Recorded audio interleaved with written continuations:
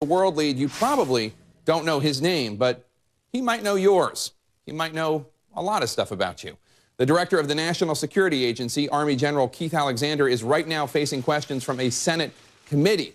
The appearance was scheduled before NSA contractor Edward Snowden leaked a trove of information about the agency's domestic spying programs, collecting millions of phone records and gaining access to emails. But the leak was today's elephant in the room. Alexander argued that American lives have been saved because of NSA snooping.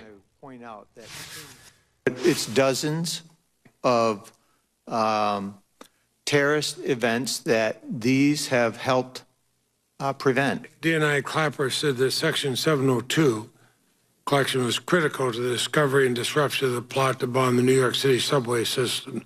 Zazi case, is that correct? That is correct. In fact, not just critical, it was the one that developed the lead on it. Meanwhile, presumably on the other side of the world, another revelation from Edward Snowden. Speaking to the South China Morning Post for the first time since breaking his cover to the Guardian newspaper, Snowden says the U.S. government has been hacking into computers in mainland China and Hong Kong since 2009. According to documents he showed the newspaper, though the paper could not verify them. We're hearing this just days after President Obama was planning on taking China's president to task over Chinese hacks to the U.S. grid. Snowden's face is on every TV screen, news website, and front page in the world. But while his exact location is not known, he doesn't seem intent on leaving Hong Kong. He says, quote, "I'm not here to hide from justice. I'm here to reveal criminality. My intention is to ask the courts and people of Hong Kong to decide my fate." Snowden tells the Morning Post that he believes the U.S. government is, quote, trying to bully Hong Kong into extraditing him. Regarding the debate he's touched off here in the United States, Snowden says, quote, "I'm neither traitor nor hero. I'm an American." The loudest voice in Congress crying foul over the NSA's once secret program is Senator Rand Paul of Kentucky, and he's doing it largely without the backing of his fellow Republicans. While some of his congressional colleagues are going so far as to call Edward Snowden's leak an act of treason, Paul says it's an act of civil disobedience. And Senator Rand Paul of Kentucky joins me now. Senator, thanks for being here. I want you to listen to what the head of the National Security Agency just told Congress minutes ago about how important this type of surveillance is in stopping terrorist attacks, specifically in the 2009 attempted attack by Najibullah Zazi. Take a listen.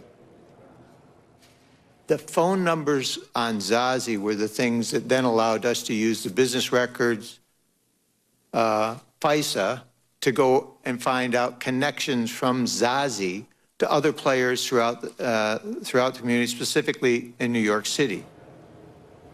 So, Senator Paul, we've heard this claim, but there it is, the director of the NSA saying it on the record. If it weren't for this type of surveillance, who knows how many thousands of New Yorkers would have died. What's your response?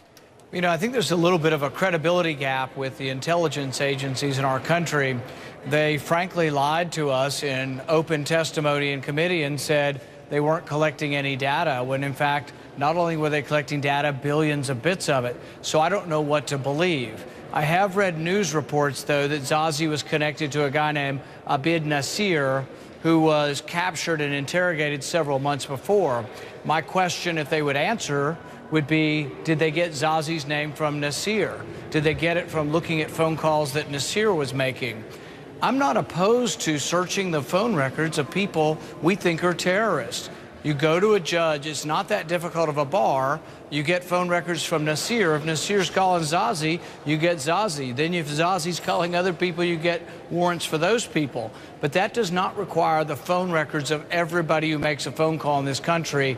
That, I think, is a generalized warrant and unconstitutional. Well, I think the argument from the National Security Agency, just to play devil's advocate here, would be a lot of these calls and relationships are in the past tense, and by storing up this data as they get it, they can then go back and look at it once they know where to look. Your response to that? If they want to release all the phone calls that Nasir made to Zazi and let us know and prove to the American public that none of those were from going forward and that couldn't have been gotten with a warrant, I suspect that they love these programs so much that sometimes the truth may be stretched. I don't know, because most of this is classified information. But I would also tell you that even though we're trolling through 1 billion phone calls a day, we're still having attacks because of poor police work. Boston Marathon bomber went back to Chechnya. How come we didn't know that? The underwear bomber that came from Nigeria, his dad reported him and he still got on a plane and came here. So I would say that good old-fashioned police work needs to be a little more thorough, and that those who argue, well, we can catch people if we just do this.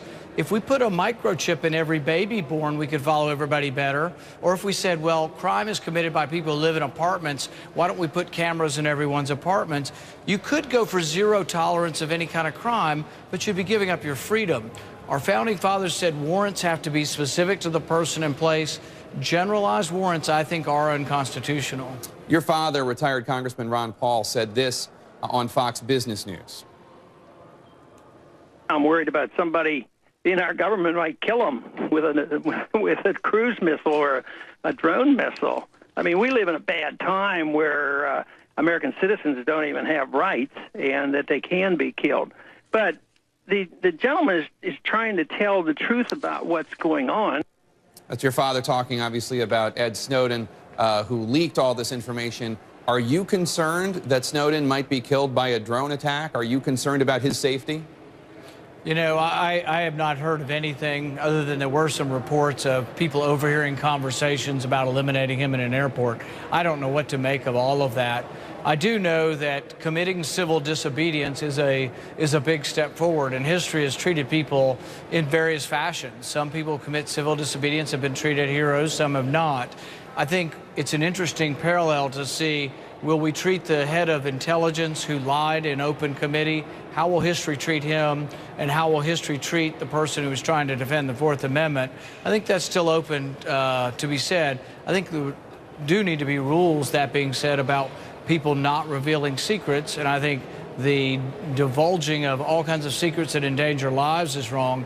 But in this case, I think it was divulging a program that I think clearly there are constitutional questions about, and for which the Director of Intelligence frankly lied to the U.S. Senate and said, we're not collecting any data on any Americans, when in fact they're doing 1 billion pieces of data every day. There's talk that you want to take legal action against the NSA surveillance programs. What exactly are you going to do? There's 86 different privacy groups that are interested in the Bill of Rights and the Fourth Amendment and due process, frankly. There was a time in our country when a black man could have been strung from the nearest tree, when a Japanese American could have been taken. This is what happens when you don't have due process. We're very concerned about due process.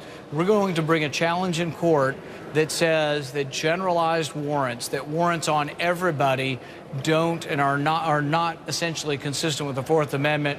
We'll be having a press conference tomorrow on Capitol Hill with a lot of these different privacy groups that want to defend your civil liberties. And lastly, sir, I know immigration reform is a big issue that you've been involved in. The Gang of Eight pushing this reform bill has not won you over yet. You have introduced a bill that would have border security and allow Congress to assess how border security is going before allowing there to be any sort of citizenship or progress made on that front. What do you say to your critics on the right who say you are caving on this issue because you are still allowing a process to proceed before the border is absolutely secured? I would say that my position is actually I won't let it proceed until the border is secure. I let the bill proceed, but I'm not for passing a bill unless border security is primary and foremost.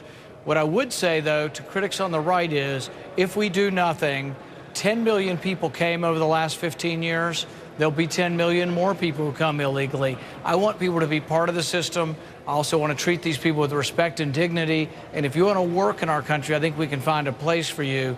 But it has to be part of the bill that they make acceptable to people like me or conservatives. So far, they haven't come to me and said, we'll make the bill stronger.